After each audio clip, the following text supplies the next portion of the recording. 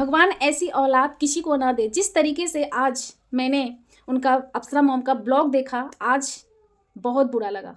बहुत बुरा लगा कि कैसे एक नालायक बेटा की वजह से आज एक माँ रो रही है। वहीं कुछ लोगों को मौका मिल गया है यहाँ पर कि कल तक तो वो उनकी नकल उतार रहे थे, उनकी रोस्ट वीडियो बना रहे थे, आज वही लोग उनके सपोर्ट में उतरे हैं।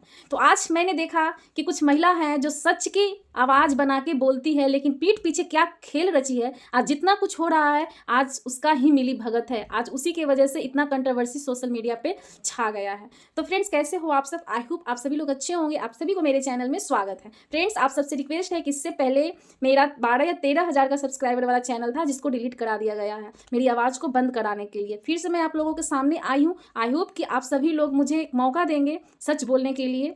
तो फिलहाल मैं आगे बढ़ती हूँ और आप सबको अप्सरा मॉम के बारे में बात करने जा रही हूँ, क्योंकि आज मेरा जो ब्लॉग है उन्हीं के ऊपर है। और कल तक जो उनके पीछे पड़े हुए थे, आज मैं उनका भी पोल खोलूँगी। तो बने रहिए, वीडियो को पूरा देखिए कि आज मनीषा के साथ और मनीषा की जो देवरानी है रंजना, उसके बारे में क्या कुछ साजिश रची जा रही है। आज सभी चीज़ों का पोल खुलेगा।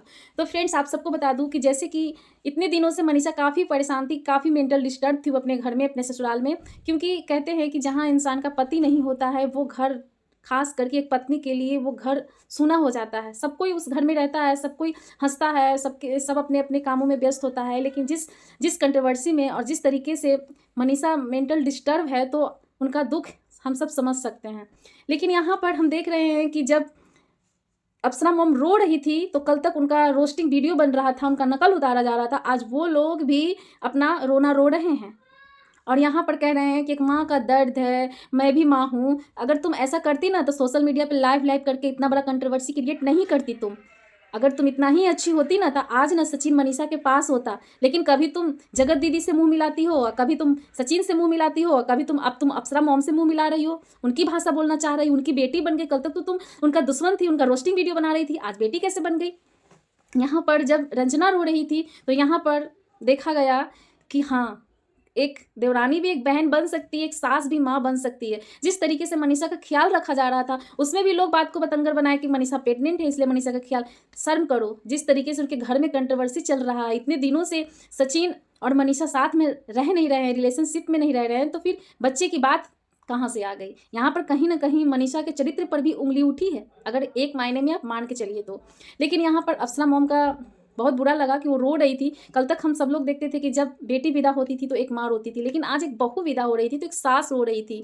कल तक तो हमने यही देखा था कि एक बहन विदा होती है तो एक बहन रोती है, लेकिन यहाँ पर मैं देख रही थी कि एक जेठानी विदा हो रही है तो यहाँ पर उनकी देवरानी रो रही है। तो कहीं ना कहीं यहाँ पर फैमिली सपोर्ट जो है मनीषा का, वो काफ़ी अच्छा है। शायद यही वजह है कि मनीषा अभी तक कोई लीगल नहीं की है, क्योंकि उसके वजह से उनके फैमिली वालों को वो कोई भी कष्ट नहीं देना चाहती है, कोई भी प्रॉब्लम उनको फेस नहीं करवाना चाहती है। और यहाँ पर हम यही कहेंगे कि मनीषा, अगर तुम घर छोड़ी हो, घर से बाहर गई हो अपने मम्मी के यहाँ, भले ही कुछ दिन के लिए ही गई हो, तो वहाँ पर अपना अच्छे से टाइम स्पेंड करो। और हाँ, तुम तो डिवोर्स देना नहीं, कभी भी तुम उसको डिवोर्स नहीं देना। डिवोर्स दोगी तो आज हो सकता है कि उसको और भी खुली छूट मिल जाएगा। खास करके बिहार में जो ऐसा होता है, तो बिहार की महिलाएं जल्दी डिवोर्स अपने हस्बैंड को ऐसे केस में नहीं दिया करती है, क्योंकि बहुत ऐसे होते हैं जो इस तरीके से करते हैं। यहाँ पर हम यही कहेंगे कि सचिन का भी यहाँ पर गलती नहीं है, उसका बस ब्रेन वॉश कर दिया गया, इस तरीके से उसको अपने अंदर कर लिया गया है, अपने अंडर में ले लिया गया है कि वो चाह के भी उसमें से नहीं निकल पा रहा है।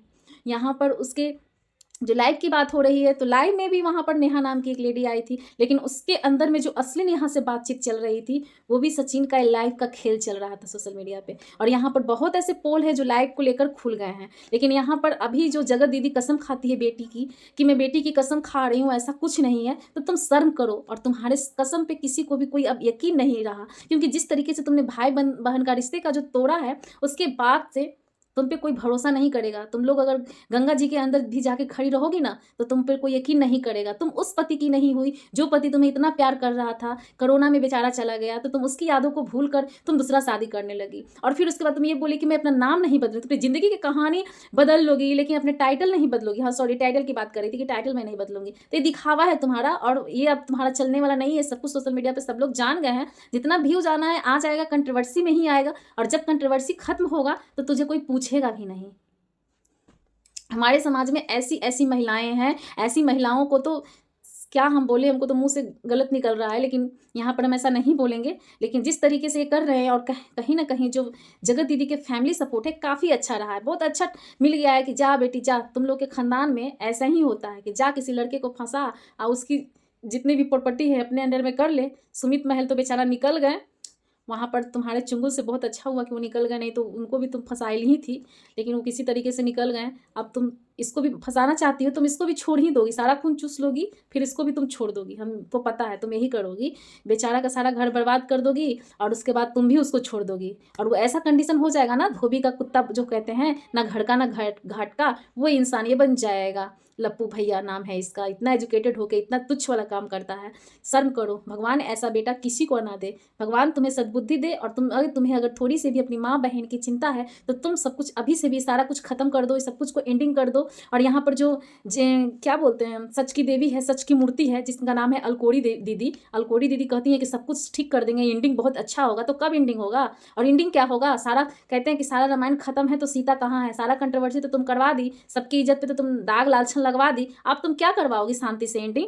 इतना कुछ तो ढोल नगाड़ा बज गया है, थक जाएंगे लोग तो खुद ही एंडिंग हो जाएगी। तुम क्या करवाओगी एंडिंग? तुम अब तुम्हारा अपना घर बसा है, तुम तो खुद गिरी हुई औरत हो, और तुम दूसरों को क्या बोलोगी? सोशल मीडिया पे कितने बार चप्पल खा चुकी हो, लेकिन फिर भी वही चीज़ को फेंकती हो, वही चीज़ को तुम चाट लेती हो। तुम्हारे अंदर शर्म है कहाँ से? तो फ्रेंड्स, फिलहाल इतना ही। अभी मैं यही कहूँगी कि मनीषा तुम अब शांति से घर में गई हो, अपनी मम्मी के यहाँ गई हो, अच्छे से सोच विचार कर फैसला लो, ताकि तुम्हारा जो ये घर तोड़ रहे हैं लोग, उनको एक जवाब भी मिले और तुम्हारे घर का जो माहौल है सब कुछ अच्छा हो जाए, तुम अपने लाइफ को अच्छे से जियो। तो फिलहाल इतना ही, देखते हैं कि नेक्स्ट क्या आता है, इन लोगों का चाल चलन कैसा चलता है। तो फिर मिलती हूँ एक नेक्स्ट वीडियो में, तब तक के लिए नमस्ते।